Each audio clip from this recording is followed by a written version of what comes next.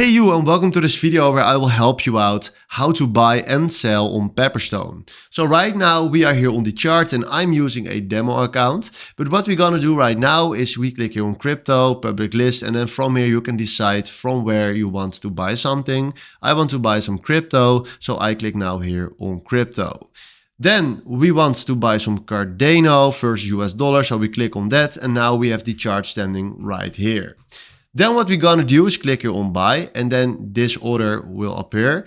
And then we can decide right here the type that we want to do. So limit or stop order, what you want. Now let's do a market order. And then we can select right here the lots. So let's buy 5 lots. Then after this, you can also protect your orders by clicking on protection orders and then fill in a stop loss or a take profit if you want to do that. And after this, you can send the order right there. And now we open our position on the chart right there.